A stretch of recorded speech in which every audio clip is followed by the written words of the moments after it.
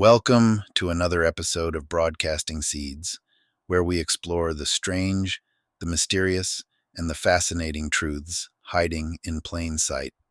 Today, I'm joined by a man whose diverse skills and interests make him the perfect guest for a show like ours. Brad Lyle is a decorated veteran, proud conspiracy theorist, and someone who's never been afraid to question the official narrative. He's the host of the Awakened podcast, an aspiring filmmaker, and a multimedia production specialist who's got an eye for capturing stories through a lens, whether that's as a photojournalist or as an extra on Stranger Things. But that's not all. Brad's deep interest in the paranormal, his expertise on the 33rd parallel, and his journey into researching the unexplained have shaped a perspective that's as unique as it is thought-provoking.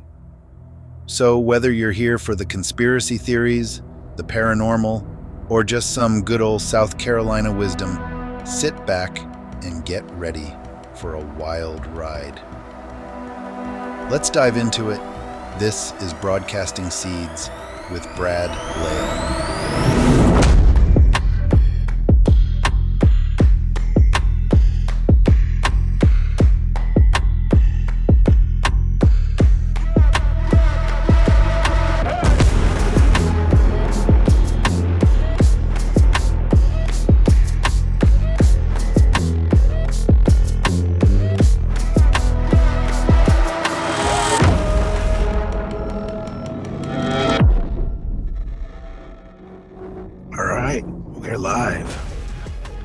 So tell me about the 33rd parallel.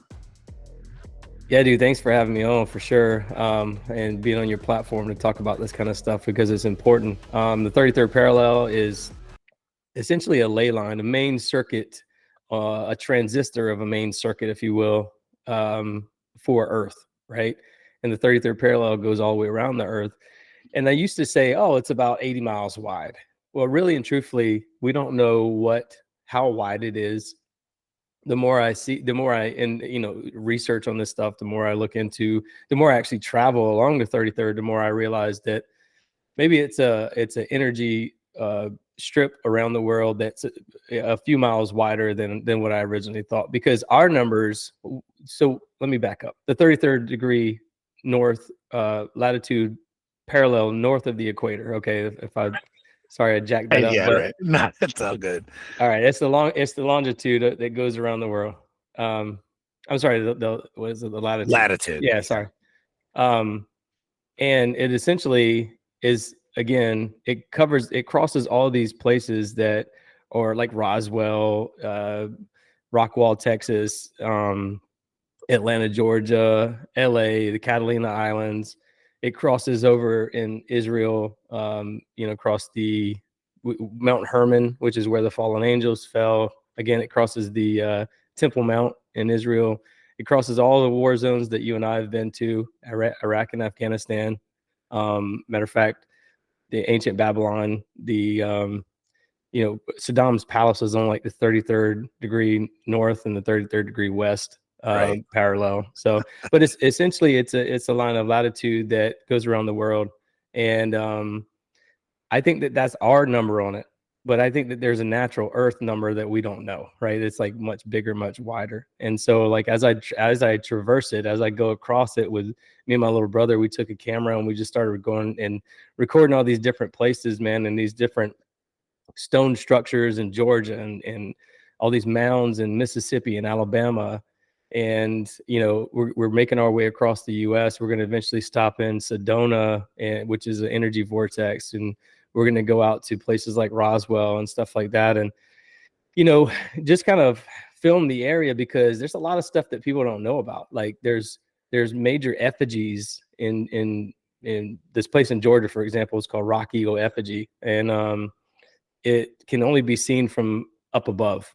Right, it's like these stones that are in the shape of an eagle that can only be seen from up above. And every time you go to these places, there's a little placard, and it is always something. In the late 1800s, early 1900s, the Smithsonian came through and well, yada yada yada. It's Yeah, always yeah, the yeah. same It's story always about. it's Yeah. always they took it and now we don't know where it is. Yeah, now we don't know what it really was at first. But the truth is we never, I'm in South Carolina, and I've never heard about some of the places that are like literally 15 minutes away from me. And I've spent a lot of times in the woods hunting and fishing, and I spent a lot of time in nature is what I'm trying to say. Never saw some of these structures, never heard of them. And every now and then you talk to people and you get this little glimpse of the people will go, oh man, I saw these weird rocks in the woods one day, and they had all these hieroglyphics on it and stuff. And that's local, man. That's like in the national forest where I'm at, where I grew up at. And so you start kind of making connections around the world. And that's kind of what I did. Was I started hearing stories from people like that, stories about Bigfoot, stories about Pukwudgie, stories about like all kinds of different creatures and cryptids and ghosts and UFOs, all from family members, not just like, people who aren't credible, not some meth head, crackhead in the woods. we're hearing it from, I'm hearing it from cousins and brothers and nephews and nieces and stuff like that, grandma and mom and stuff like that. So the more I started hearing these stories, the more I started going, that's interesting. So I started looking at a map, and I started kind of making my way across the US, and started seeing that there's actually a connection. If you go across, basically, if you start from, let's just say Charleston, which is interesting. I just did an episode. That's the area I'm from, Charleston.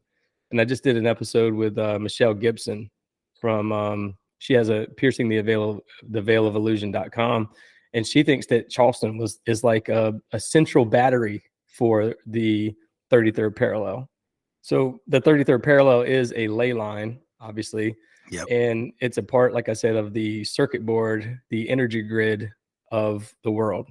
Yeah, so that's what I was just going to ask you, because you said like a circuit board type thing, right? I just had to back up because it was like I kind of just started talking and I didn't clarify. No, I got you. And I've been looking into this stuff too. And there's like such a scary correlation between a lot of ancient sites, and if you look at them from the above, they literally look like a circuit board. Right. Right. So like pictures of like old pictures of like is it Bologna? Is it Italy or is it Germany? Either way, it doesn't matter. That at the end of the day, all these ancient temples, these temple sites, like even the Acropolis and places in ancient Egypt and then all over the place, they literally look like circuit boards. And so that kind of, that as soon as you said that circuit board, it like piqued my interest. Well, that's what actually, if you can fly above cities like DC, there's no fly zones obviously over DC, but so you can't do it yourself. But a lot of these major cities look like circuit boards when you zoom out, especially like with the grid, right? The street grids and everything. And I guess you can do all that from Google Earth, actually. Yeah, there's sacred geometry built into the earth, and people knew this a long time ago. And all these buildings that are around the world, there's a growing body of evidence that shows that maybe these buildings were inhabited, not created by the founders and people like that. Maybe this technology or this grid was there a long time ago, and these buildings were still there, and we just have repurposed them and called them libraries and insane. So you're like the like Tartarian theories, right? The mud flood, that stuff. Well, yeah, I mean, it's pretty again, if you go to people like Michelle Gibson's website. What's that? So much evidence. Well, yeah, I mean, when you go out into these places in the middle of nowhere in like Utah, where in the late 1800s, where there were only 10,000 people in the country, I mean, in the state of Utah, and then you go out an hour away from like Salt Lake City, Utah, and there's a castle in the middle of the desert. And it's like, okay, well, this is a little strange and out of place. It doesn't really make sense, Yeah, for sure. Because remember, they had to horse and buggy. They had to, carry all this granite allegedly across sandy areas, and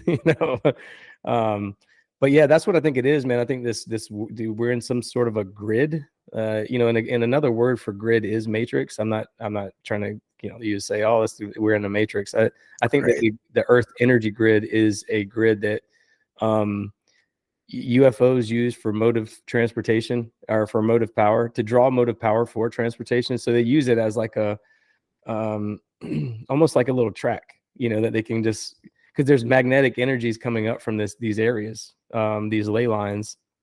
And again, 33rd parallel is not the only ley line. It's just one. It's just like the main transistor of the circuit board. So there's other,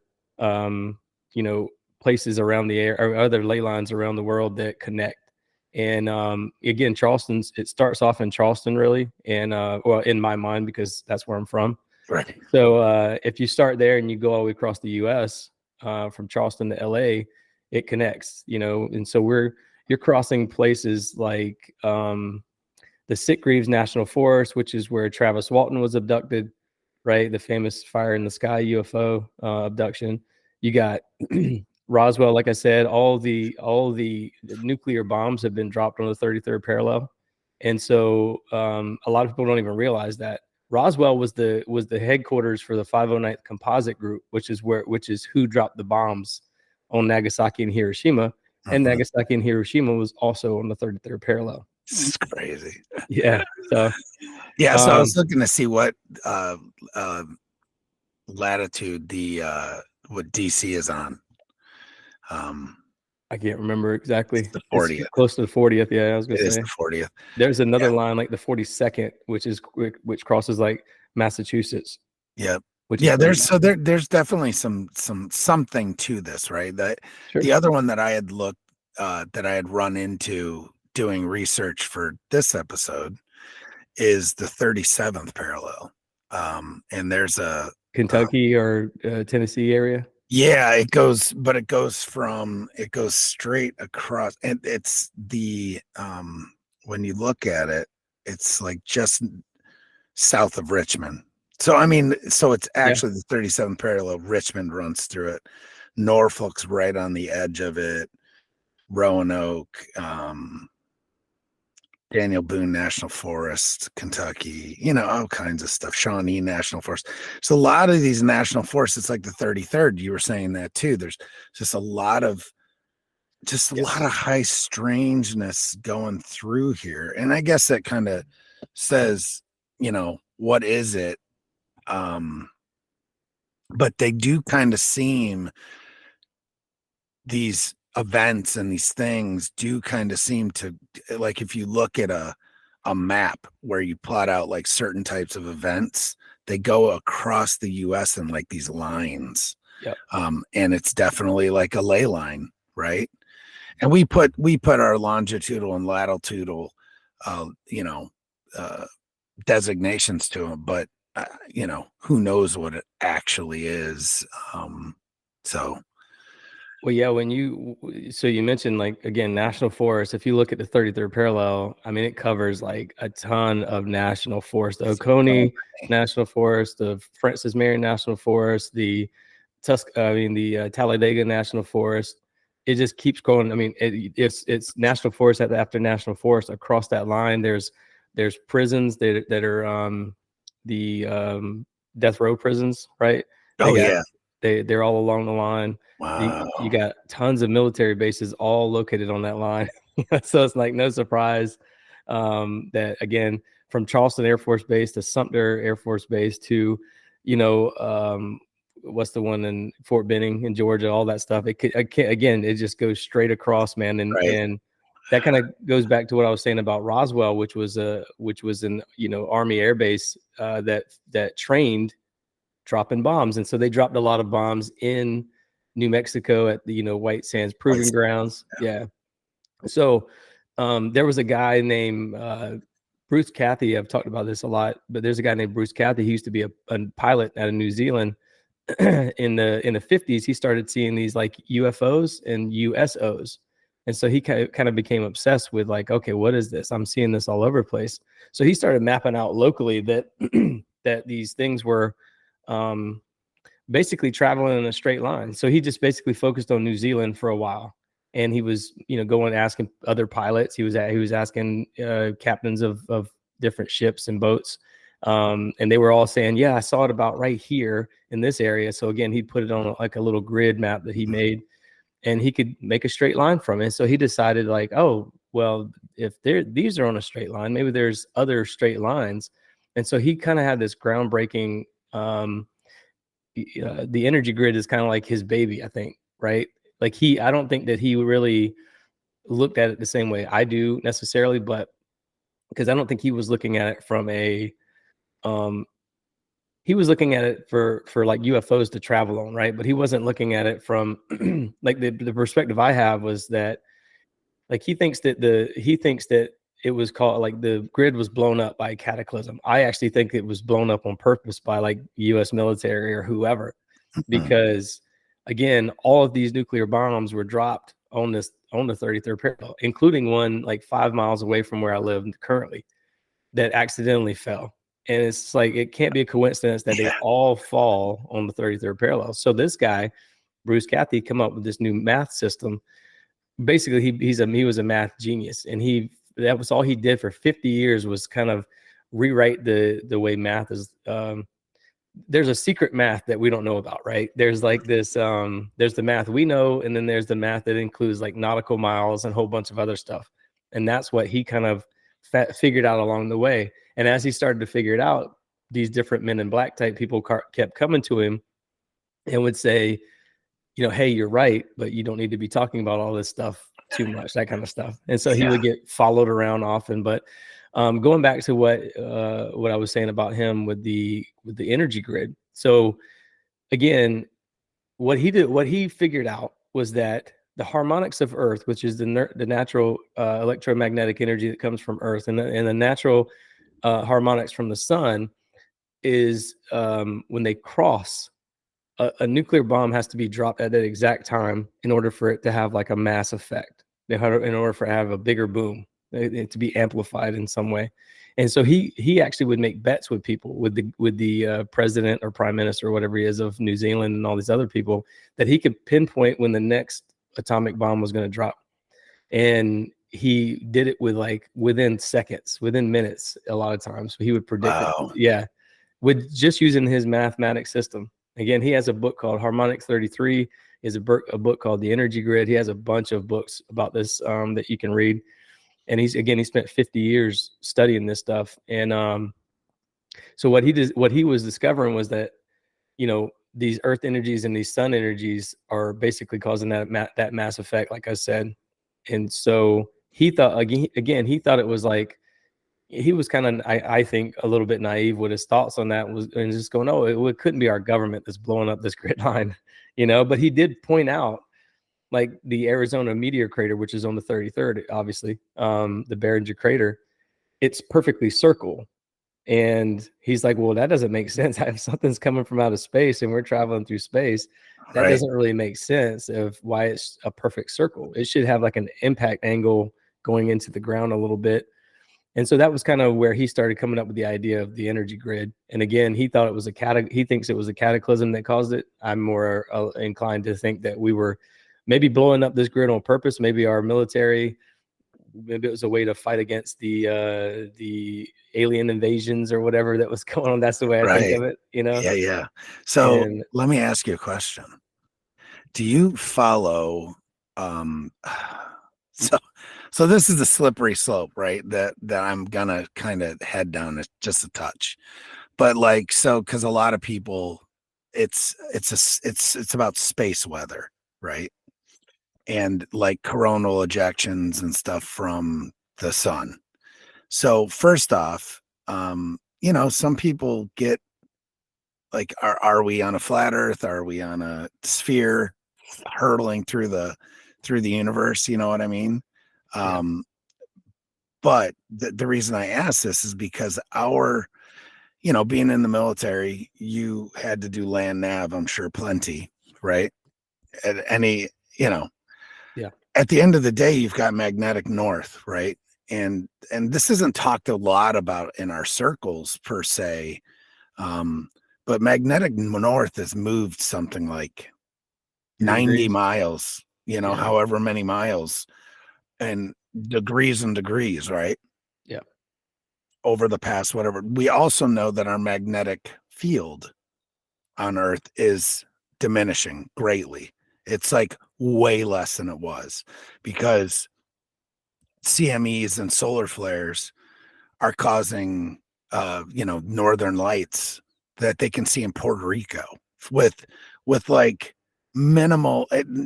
These are not coronal mass ejections that should be, or like they're like M class, like heavy M class flares that are causing this, right? And 20 years ago, that would have never ever happened. So I'm wondering if you have done it with any of your research. Do you had any correlation possibly between what you're talking about with the destabilization of this grid, right? Yeah. And maybe how it's connected to that side of it. Well, yeah, I mean the aurora borealis, for example, the northern lights, that's plasma field, that's ions, right? I Right. mean, that's essentially what I think this world is made of. I think that's what people refer to as the firmament. I think that and I actually heard something like the aurora borealis is going to be seen for the next 2 years over the entire world, right? It's like, or over the United States. Maybe I can't remember if it was United States or over the entire world, but I actually feel like it's there's a thinning of the veil, right? There's a thinning of this protective light around us or this protective shield around us. And I think that more light is coming through. And I think when more light comes through, we're going to start seeing more of these cryptids, more of these aliens, more of these UFOs that are just flying around. I think we're going to be able to see, what we couldn't see before. And so I think we're heading towards that. Some sort of, I think in the next few years, people will probably start to see more things. I mean, we're already seeing it. Obviously, there's been an uptick since 2020 of sightings. Huge Huge uptick. And people so, that aren't in it don't really realize what an uptick. Like I kind of make this podcast for folks that are that aren't in it like we are. You know what I mean? Yeah. And I'm trying to educate people on stuff and, plant seeds in their mind to think a different way about these things. And it's like, man, like it's happening so fast. It seems like it's accelerating, right? Right. All the things, whether it's spiritual enlightenment and, all the things in the Bible or, and people's different interpretations and whatnot of that, and how there's a lot of congruency across all this stuff. We kind of talked about this earlier. And I really like that idea of the whole the veil is thinning on all this stuff. And I did a lot of reading last night on quantum physics.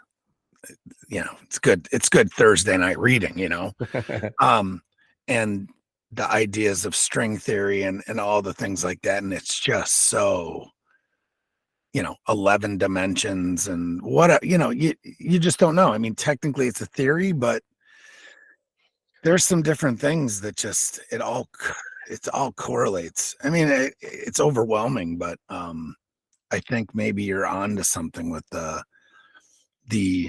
destabilization of it, right? We also know, like, the destabilization of possibly this energy grid that. Well, what an age is roughly 2,200 years, and we're in the age of Pisces right now, right? Which is the fish, which is the symbolization of Jesus, right? Is the fish.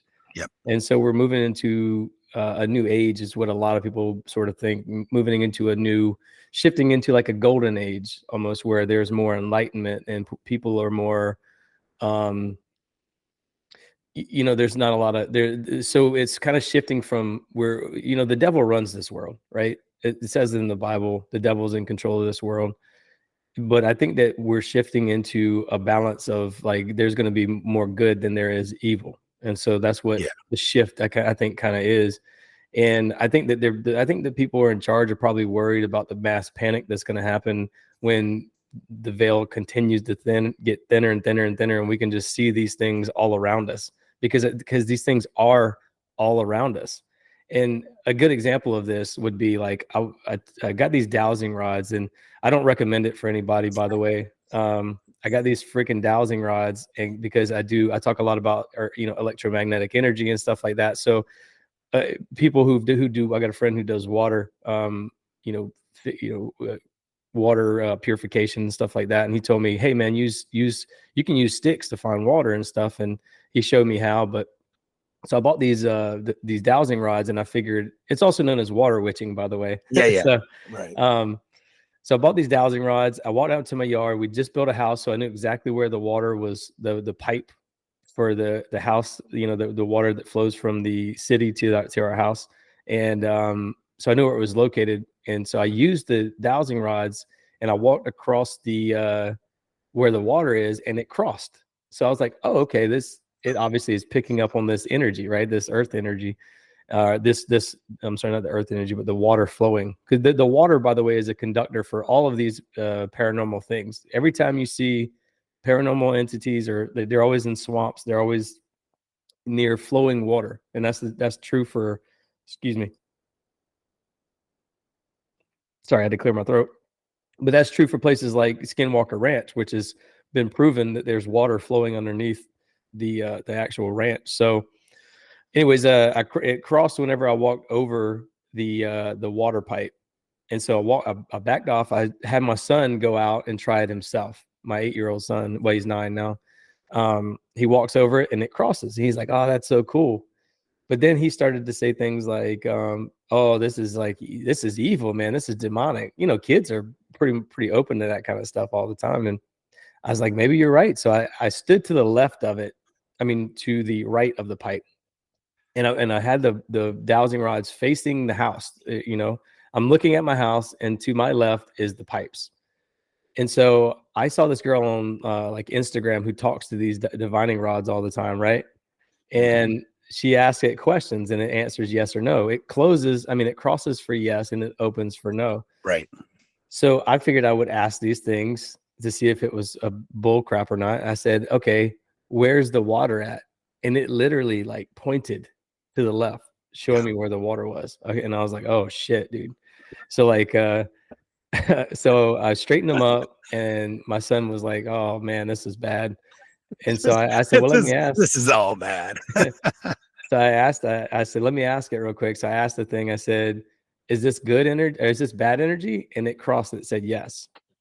And I said, okay, so this is not good energy. And it opened and said, no, this is not, as in saying, no, this is not good energy. So my point is, this shit is around us. Like, we can't see it, we can't perceive it. Yeah. But it's all around us. And so there is definitely another dimension that we can't see. And we think of dimension as like these bubbles or something that, these different levels. I actually think of it as like we are, again, in the visible light of the electromagnetic spectrum, and we can't see outside of what we're vibrating at is a specific vibration, is a specific frequency, and we can't see outside of that vibration.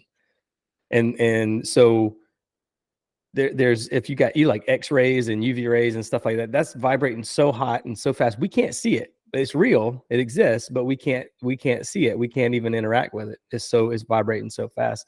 And then on the opposite side, you have like microwaves, infrared waves, stuff like that is vibrating at such a slow vibration that we can't perceive that world. So we already know for a fact that there's other worlds around us that we can't see. This is when our transmissions happen. They go off into the ether, and we think that they're just traveling through our air space here, but really they're going into this invisible world. Because again, that's where radio waves travel. Right. Is in this invisible world. So for people who go out and try to photograph and video UFOs and all this stuff, they control that world. They operate in that world. They can fiddle with the electronics and screw up your whole thing. That's why everything's always blurry. That's why everything is, always staticky or whatever the case is when you go to, try to film something, because they control that world. For sure.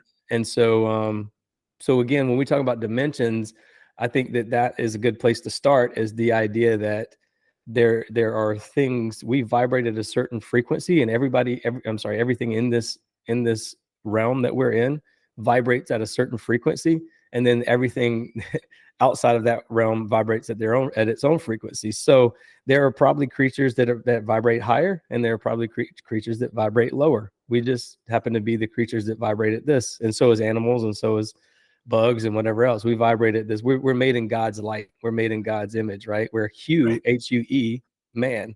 We're colors. We're light beings. That's what the visible light is.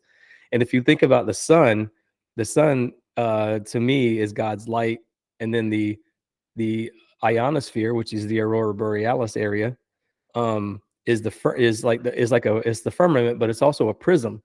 And if you think about prisms from when you're in 6th grade, Yep.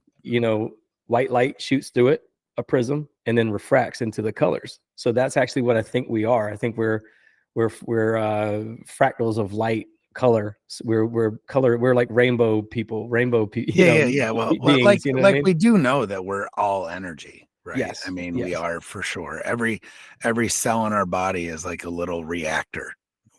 We're all energy. Right. And we all have different frequencies, and we all vibrate at different frequencies, and we can manipulate those, right? So yeah, one of our, like with my one company, we do a lot of infrared work. Exactly. And the stuff that we can manipulate with the infrared, in the infrared spectrum, within the infrared spectrum, like we can manipulate what's seen through night vision goggles, right? Like we can tune them to different frequencies within the infrared spectrum. Exactly. So, you get what I'm saying. It's just, it's insane. We can even tune, like we have a crayon, right, that you can write in infrared. And we can even tune that crayon, like the chemicals in that crayon, to be within a certain frequency, certain wavelengths, right? Sure.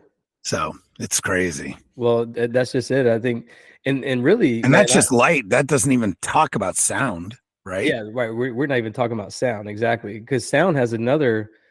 If you think about sound, for example, there's infrasound as well. So you were talking about like when a tiger roars, it's a good representation of how I see the infrared. The infrared is we can't see it. It's outside of our visible spectrum. Mm-hmm. So when a tiger roars, when it goes, that has that rumble, that growl, it's less than 18 hertz frequency. So it's subsonic. You can't hear it, but it terrifies you, because the sound is a vibration that you have never heard before. And so that's why it's a terrifying sound. And that's the same with, I think that's where these shadowy entities live, is in the infrared realm. They're disembodied spirits that are just, they're in a, it's actually cold in this area I'm talking about, in the infrared. A lot of people don't realize that. When you use a telescope, you have to cool it down cryogenically to minus 200 degrees just to be able to see in that infrared, or just to be able to see into that realm. And I'm not saying that specifically with like infrared night vision goggles and stuff like that. I'm talking about telescopes and stuff like that. Yep. So what that is a reverse prism. Telescopes have reverse prisms in them. Well, what do you need a reverse prism for?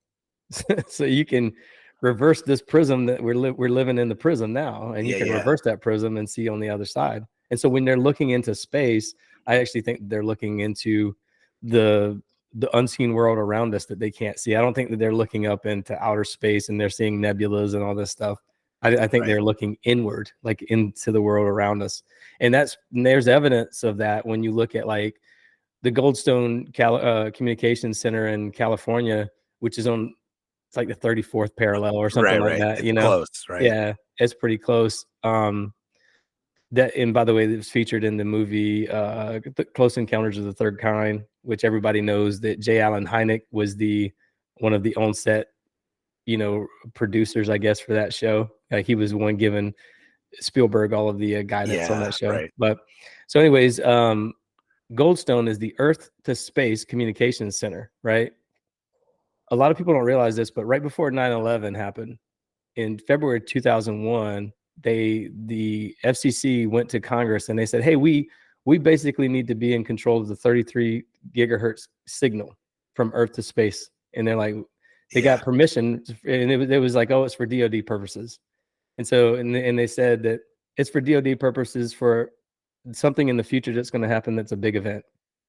There's literally evidence of that. I mean, I have, you can find it online. Just Google 33 gigahertz FCC Congress and you'll find it. But so why do we need that? Why does the government need to control the Earth to space communications channel? Right. Well, it's not like we're in space. Right. The space that we are allegedly in isn't really space. We're not out in the middle of space, floating. We're in the ISS, allegedly above Earth, kind of floating around the atmosphere. But anyways, man, so essentially it all ties in because it's a world grid. In the grid is consciousness. It's not just light, it's not just energy, it's not just electromagnetic energy, but it connects our consciousness together. And so I think that the grid was purposely destroyed. I think that our government probably blew up these grid lines with nuclear bombs. And then, of course, Roswell happened in 1947, right? And we recovered beings that crashed, allegedly, right? Allegedly, twice. Yeah. So, and what happened then is I think that we made a deal with these things in exchange for technology and information and scientific discovery, that we would provide them with blood sacrifices. So I think that that's actually, and I know that takes it to a different level because you're talking about government conspiracy, but what happened, but we got to think about what happened right after Roswell. Just a couple weeks later, President Truman, the 33rd president, by the way, was flying on the sacred cow. Again, the symbology is all out there.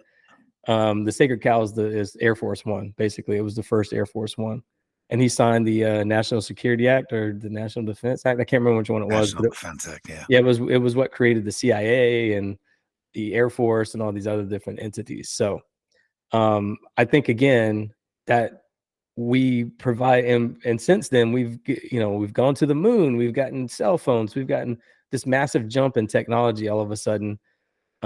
Medicines and technology and scientific discovery. But again, I think we're providing these entities, which I think are aliens or Nephilim, or they're fallen angels. And they control, they vibrate at higher rates than us. So when they come in, they have to slow down their vibration to come into our reality. And that's why these UFOs can pop in and pop out of our reality anytime they want, right? Because they're changing their matter. They're changing their material to just and that's why, again, when we can't imagine that, because we don't know how to do that. We don't know how to change our vibrations and stuff. We can, but we have to do it through yoga and all these other different things. Totally different. Right. Totally different. We can't just jump in and out of these different dimensions like they can. So I think that they are operating and they are working with these entities to, again, for both, again, we're looking at it from a national security perspective of we're getting these technologies, going to protect our whatever, we're going to protect our people, but also we're having to sacrifice, and I think it's protected areas, these national forests. So our government said, okay, we're going to protect these lands for you, and you can kind of operate in these areas. And they take, instead of taking humans all the time, which I'm sure they do, they take cattle. There's cattle, the bovine blood or something matches our blood in some way. So they're taking bovine, or maybe not the blood, but the stack that creates babies, basically. And the whole reproductive system, really. That's so, the L.A. Marzulli's. Yes, I like his theory of what. For some reason, that resonates with me. Yeah, he talks about it. He talked about it on my show, right? Yeah, and that is really resonates with me. I'm like, wow, that's a real good theory on what's happening. But he's interviewed so many people that abduction phenomenon, right? That people that have been abducted, and he this is the stories that they tell him, and there's some congruency there. I mean, it's not always the same, but there's there's a lot of congruency there. So yeah. I think that that's what happens, man. Is again, I think that they're trying to, again, if you think about it, dude, the fallen angels mated with the daughters of men, created the Nephilim. The Nephilim started like, they stopped mating with women at some point, and they started mating with all these creatures. They started mating with hybrid. People think that pigs are like hybrid humans and boars, and so like they started creating this. They started, they were deplorable. They started creating this debauchery of God's creation, and so God, had the flood to kill these things, but some of them remained. And so I think that the fallen angels are trying to, I think some of those, the Nephilim are giants. They say it in the Bible. So there's giants that probably remain on this earth, but also the Nephilim have an agenda to create hybrids to inhabit this world again. And so that's what I think they're doing. I think they're trying to, they abduct people, they take them, they mate with them in some way, or artificial insemination or whatever it is. And then they try to bring them into this world. Because a lot of people who get abducted, they say that they get abducted again, and they go and meet their kids, their hybrid kids or whatever. And they always describe them. They always describe them the same way: stringy hair, big, huge eyes, blue eyes. And so it's interesting to look at it from that perspective. But so I think a long time ago, we were probably against these things, and then we probably started working with these things in some way. But another interesting aspect of it makes me think otherwise, is like at my house that I grew up in, I've watched a video, somebody recorded a video of a UFO basically over my mom and dad's house, right over the top of it. And the guy that made the video said he would sit out there with night vision goggles every night, and just him and his daughter would sit there and watch him. And it weirded his daughter out, and she's fucked up by it. But he said he would just record them. And he said every time they would show up, the U.S. military jets would fly in and chase them off. So it's like, are we working with them? Or are we fighting with them? It's like, and are we working with some and fighting with others? That's another thing. Is there a war on these things that we can't see or we don't know about? I don't know. Probably, Probably, right. Yeah. and this is over by Charleston, right? Yep. That's what you're saying. Yeah. So in the middle of the National Forest. We've got the naval, air, and Air Force assets in that area. So it's like, it's crazy. Well, Charleston has a fault line underneath it. And right. My theory on like electromagnetic energy on these ley lines is that the Bermuda Triangle, for example, the island of Bermuda used to be a volcanic seamount. It's no longer an active volcano, but it's a volcanic seamount, which means stuff can still come up from the volcano. So I think that there's energies that flow up in these areas across these ley lines, and Charleston's one of them. Charleston is a battery, and that's what I was mentioning about Michelle Gibson earlier. If you go to Charleston, everything is the battery. Like there's the battery in Charleston. There's like 7 different batteries in the Charleston area, and there's a Fort Sumter, which is a star fort, right?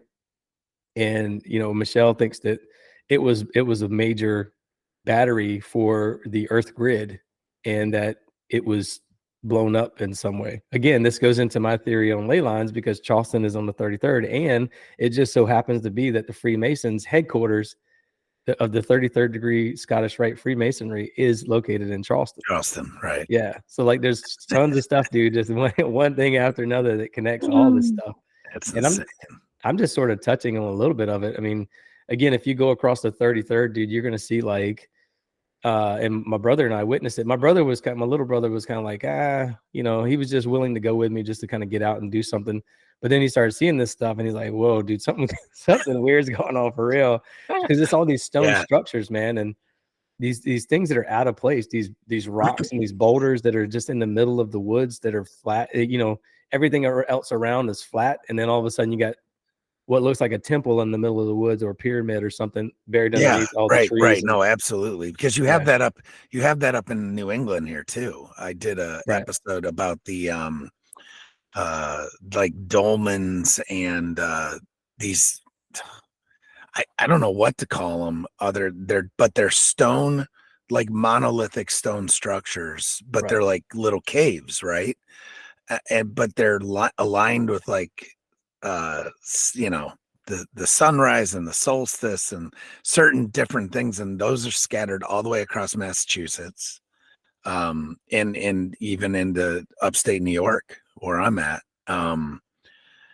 and they're all kind of in this line, right? It's so bizarre, like the same type of things. It's just Well, they're called spirit lines by the Native Americans. right, correct. Yeah, because they can communicate. You know, a lot of churches and stuff are built. A lot of graves are built, in especially like in England and all throughout Europe. A lot of graveyards are built specifically on top of ley lines, so they could. The idea was for people to be able to communicate with their loved ones, and that's what. Right. So that's why you get a lot of haunted graveyards and things like that, right? It's like because these energies are flowing. It's like a vortex of energy or a super highway for paranormal things to.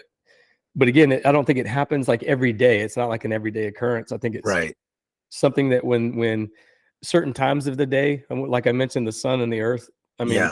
excuse me, the sun and the earth. When you know how the sun protects us from.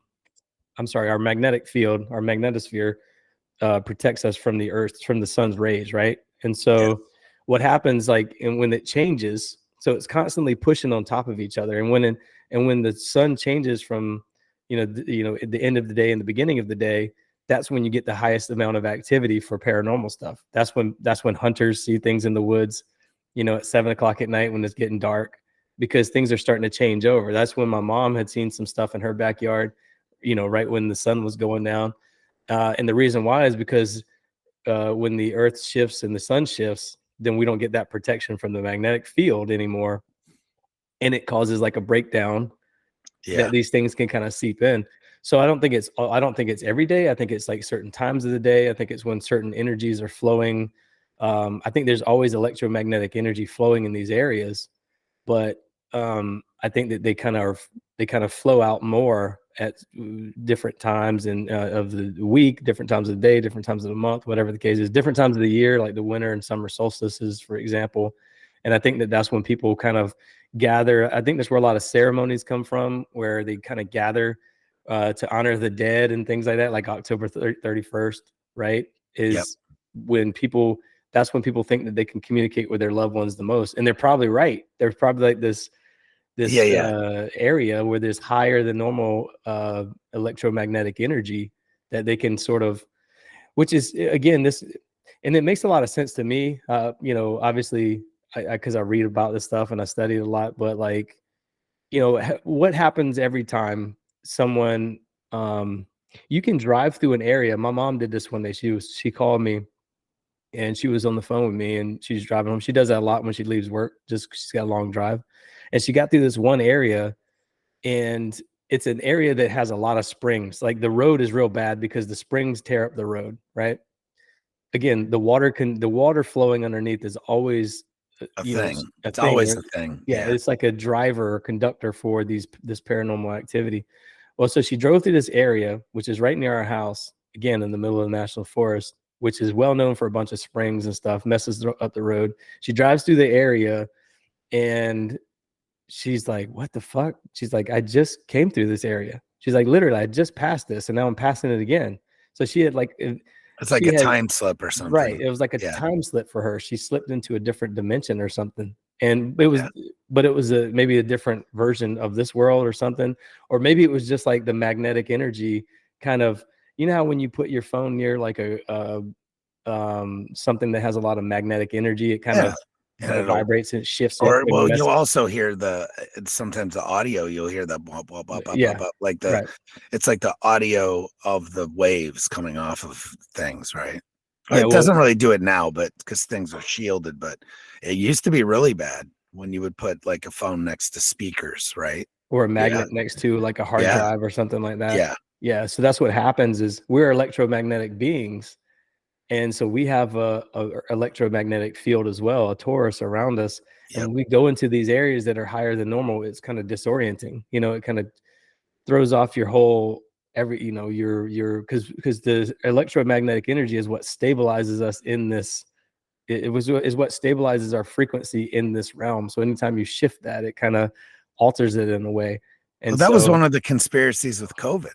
Well, and I'm going to say the word, but now everything will get thrown out. But, not to bleep it out. But with that pandemic that just happened, right? Yeah. There's a reason. And I'm convinced that there was a bigger reason. They're trying to break this cycle that's headed towards a more spiritual realm, right? For all humans. And because you just brought up that field in the Tauruses of people, when we're together, we're stronger, right? And when you talk about the 6 foot distance, right? Yeah, exactly. That is just outside our Toretto frequency, right? Our projection as humans is just outside that it's like 6. Well, it's really 3 feet and change, I think is what they've said. But yeah, man, that's exactly right, dude. That's what it was. And people don't realize that like they kept us apart. Some high level psyops right there. Exactly. And what's funny, man, is when that first started in February, I go out into my yard and I start to cut the grass and everything in late February because I want to start planting or throwing out seed and all this other stuff because I love lawns. I love having a nice lawn. And so I got out there, my grass was dead, and I just remember there being a shift in something. And like I could feel whatever that shift was. It was heavy. And I was like, whoa. And I even went in and told my wife, I was like, something weird just happened. This was in February of 2020. Yeah. I was like, something weird. She's like, what are you talking about? She didn't understand what I was saying, but I could feel something change or something shifted. But yeah, you're right, man. When you think about when you hold hands or when you kiss someone or when you hug someone, the electricity that you charge them in a way, you literally your torus field, your electromagnetic field is like wrapping with theirs, and you're this monster of a love field, right? This love vibration, right? Yep. And so if everybody is on this love vibration, everybody's in this same field, to imagine what you can do, dude. I mean, you can't stop a being like that's like powerful. Love is powerful. And if you think about it, all the people in history who've sang about love, who've talked about love and unity, and they've all been assassinated, from John Lennon to John F. Kennedy to everybody who's talked about love or unity in general, right? Unity, yes, exactly. Yeah. If you think about that, you think about Bob Marley, Martin Luther King, everybody who had a message of love and unity has been dealt with. And so, yeah, for sure. So what are they keeping from us? And just the only thing you can think of is that, again, the devil controls this world. Everything is about population control. Everything, from transgenderism to border patrol. I mean, immigrants coming over. Because think about like immigrants in South America, they're having 5, 6, 7 kids apiece. Well, we're having 1.2 kids each in the United States or something like that. The average is like it's like 1.6. Yeah. Yeah. So let people in that you can give them free abortions. And the scary part is we're not even the worst when it comes to the reproduction rate. I mean, some of them, I think South Korea is at like 0.3 or something, 0.03. It's like ridiculous. Well, I mean, think about that. If you are a disembodied spirit and you hate creation, God's creation, you're going to do everything you can to depopulate the world. You're going to start wars. You're going to start, you're going to push stuff on TV that's debauchery and porn and all this other stuff, because our semen builds up, and as it builds up, it provides nutrients to our brain. So of course the porn is going to be free. They want you to empty out your stores. They want you to be because that semen along the way touches every one of your chakras, and it provides nutrients to each one of your chakras, and when it gets to your head chakra, which is your third eye, it provides all these. I mean, you can see into your intuition levels are heightened. Your sense of awareness of everything around you is heightened, and so we have to be extra careful about how often we release that from our bodies. You know what I mean? No, I do. Yeah, and I know that's hard to do because it's so available, man. It's fun to watch. You know what I mean? Like, yeah, right.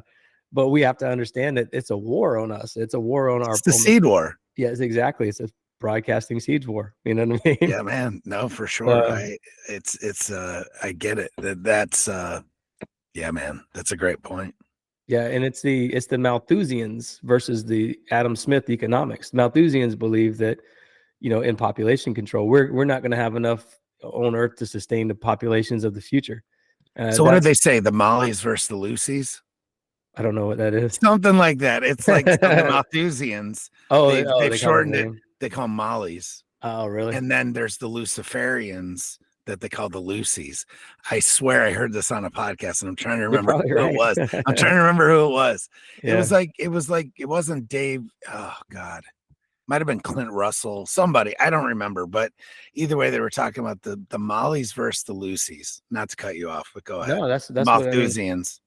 Yeah, that's what it is, man. The Malthusians became the communists, in the future, and so they just keep shifting the name. They keep calling it.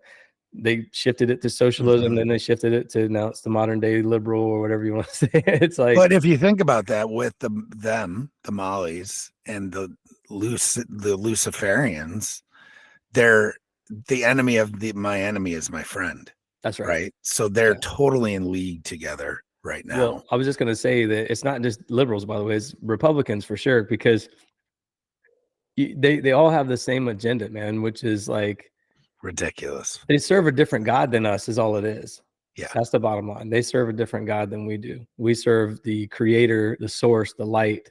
They serve the dark. So that's basically what it boils down to.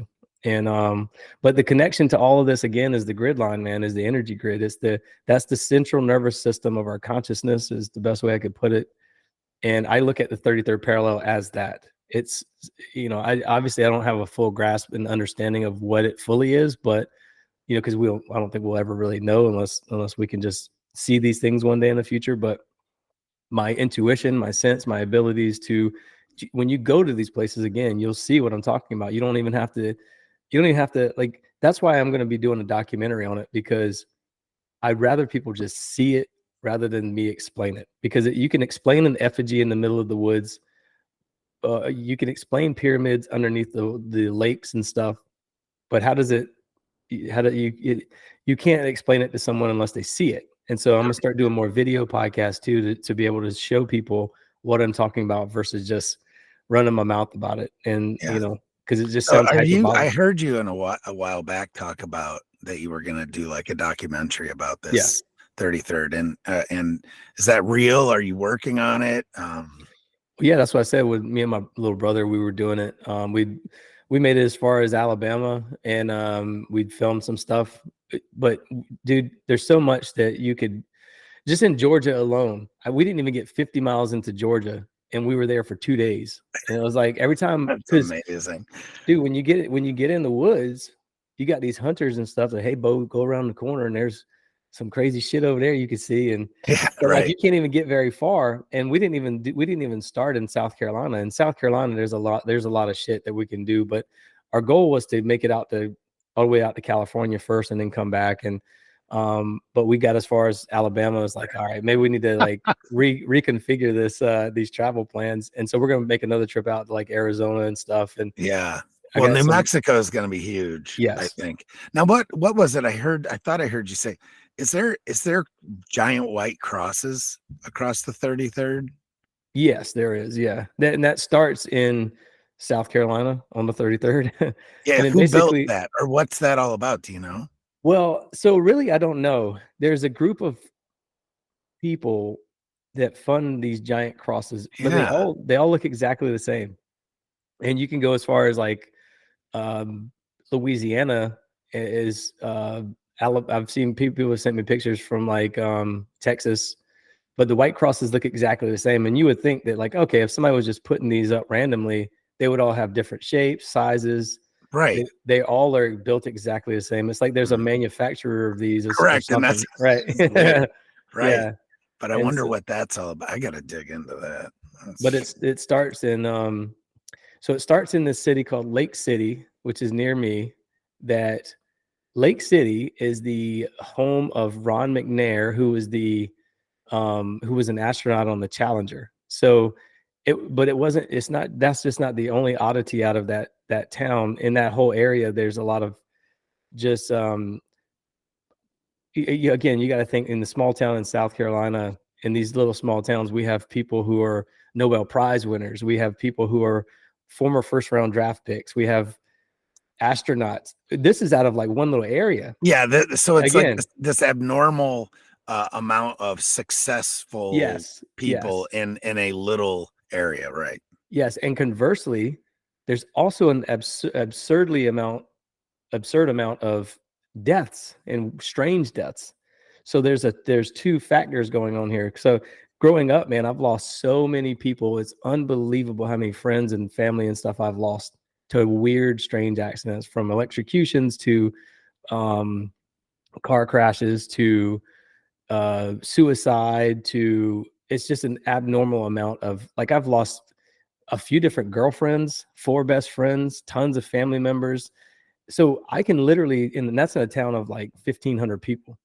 And so I can literally count hundreds and hundreds that I've lost. But that's just me. That's not counting the people who, outside of me, that they've also lost people and they've also lost friends and they've also, so yeah, in our small town, we've had somewhere around 10 NFL players come out of, which, think about that. We had a number That's one crazy. overall draft pick come out of, a number one. He was the number one overall draft pick the year Tom Brady was drafted. And so like we had a Heisman Trophy candidate. We've had famous people like Charlemagne the God come out of there. A lot of other famous people, man. And it's just like there's a I don't want to say your name them all, but it's odd is all I'm saying. And so what I think is happening is there's a lot of heavier than normal electromagnetic energy, like I said. And when people are born into this world, they are born with that extra charisma, or they're born with that extra depression. It's not a lot of people in between. You know what I mean? You're either very Right. successful or you're not at all. So it's like it's a weird oddity. But yeah, those crosses, dude, they start in Lake City, and I drive back and forth to Arkansas for work all the time.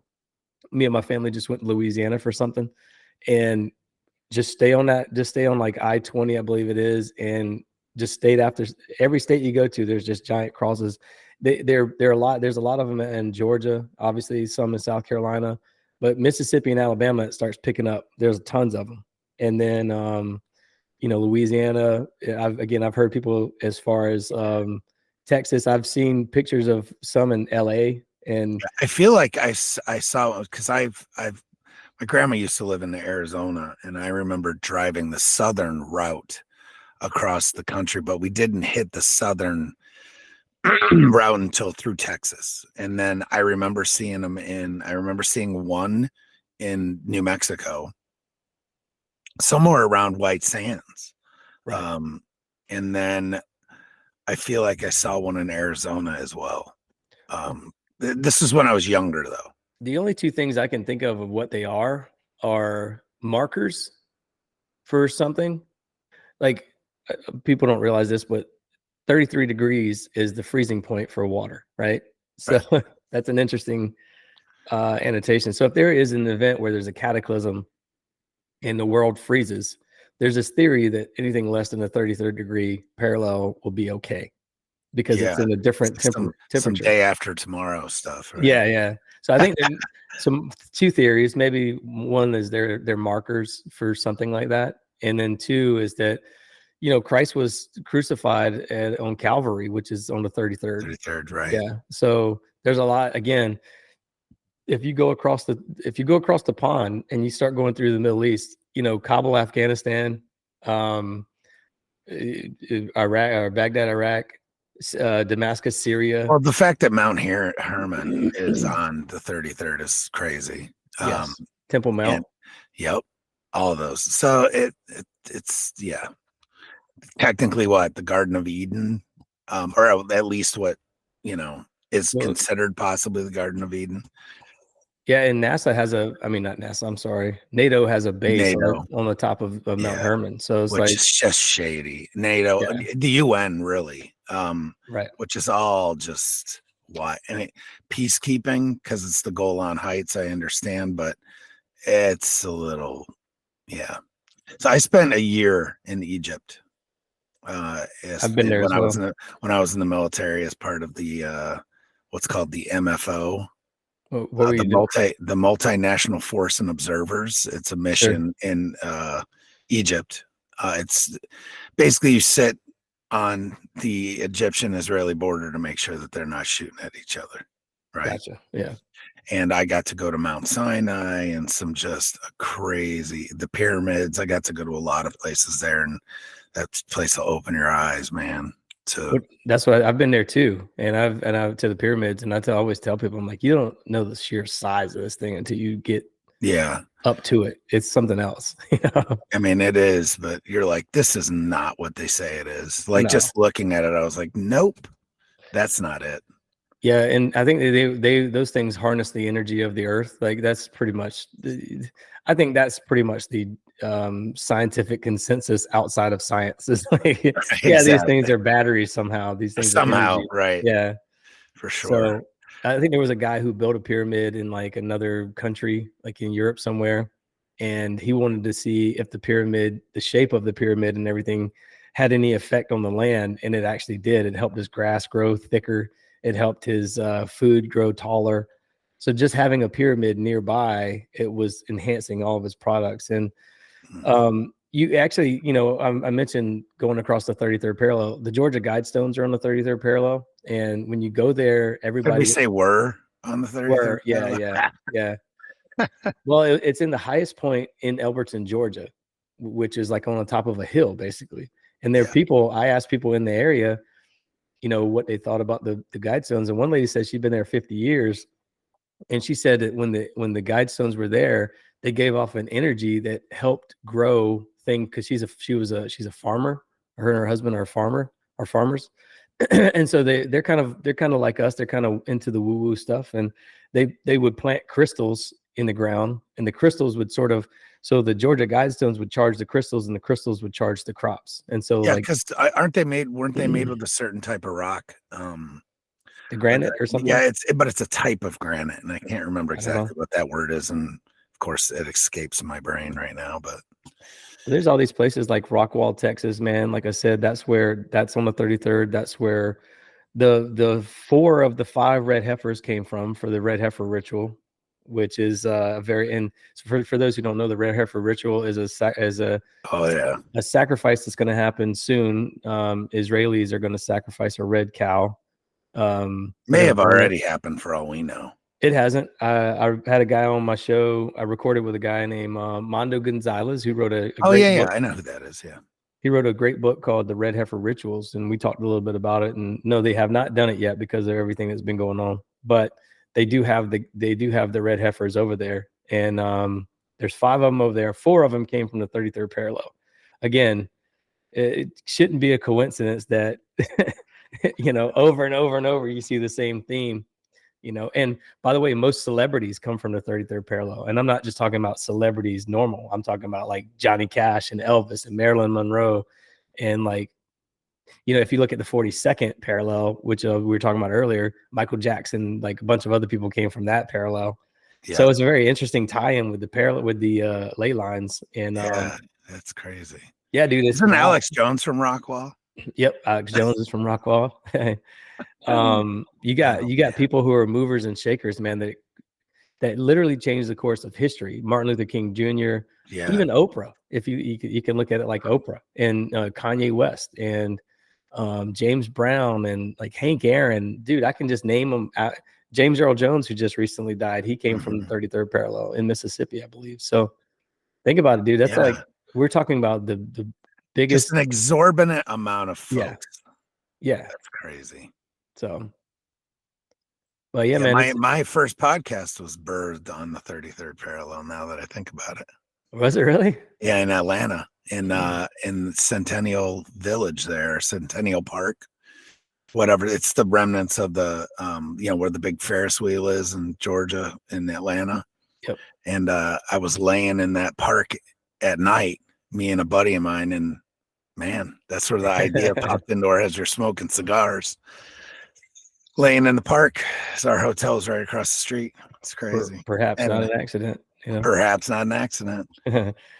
Well, and I know you talk a lot about Bigfoot and stuff on your show, right? It's like, or you're into that stuff. Maybe you don't talk about it a lot, but you're into it. And from the 33rd parallel, if you look at it, like in my mom's backyard, the family member after family member after family member have had interactions with some sort of what they say is Bigfoot, whether it's noises, whether it's seeing a cloaked entity, whether it's seeing orbs flying around, whether it's my dad had said something was knocking all over his tree stand. It was like knocking it on the top of it, on the sides of it. And he said nothing was out there.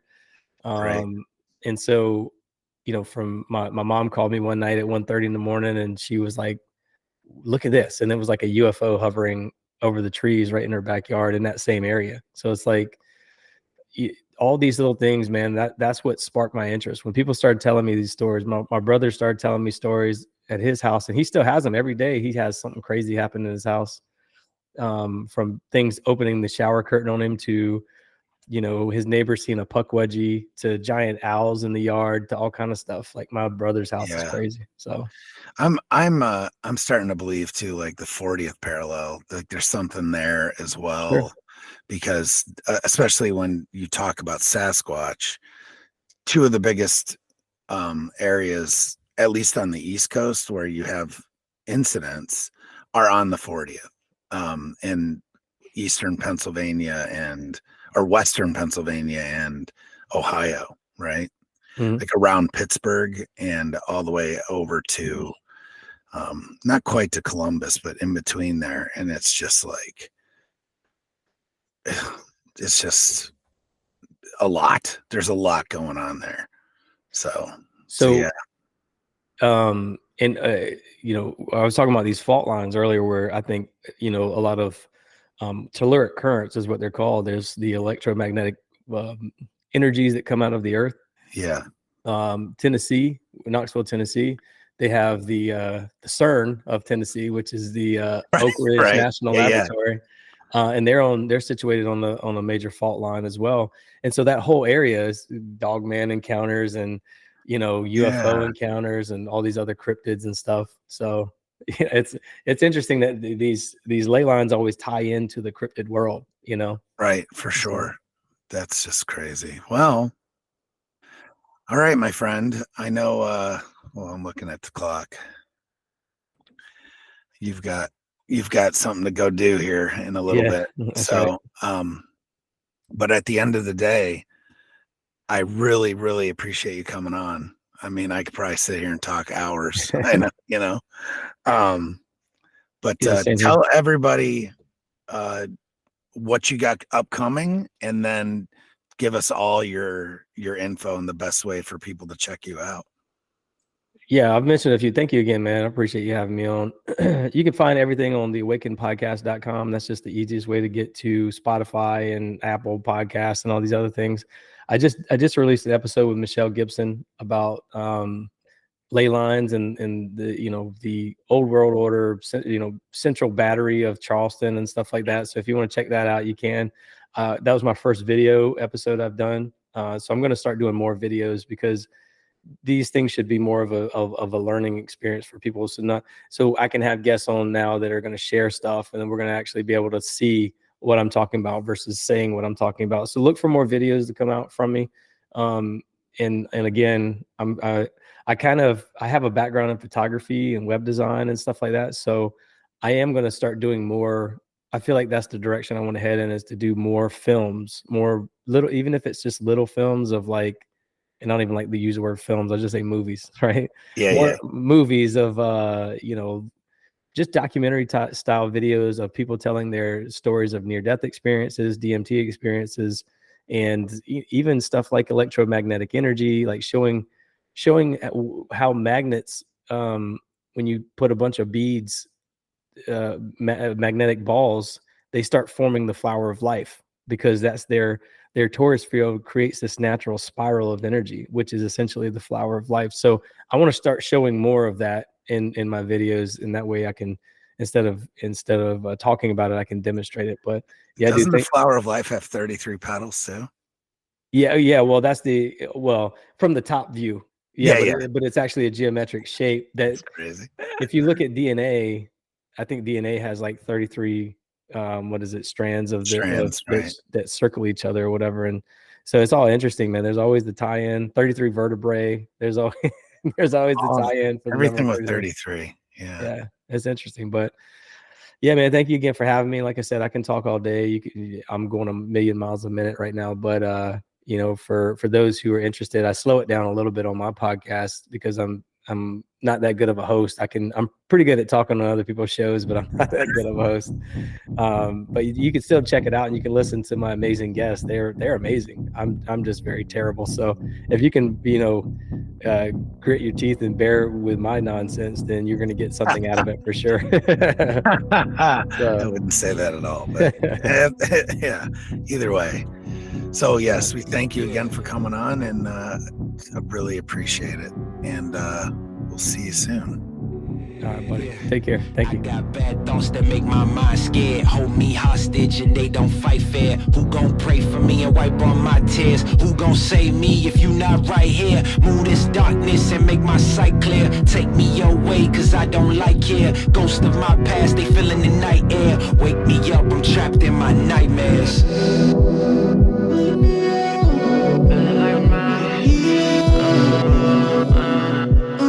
me up, I'm trapped in my nightmares.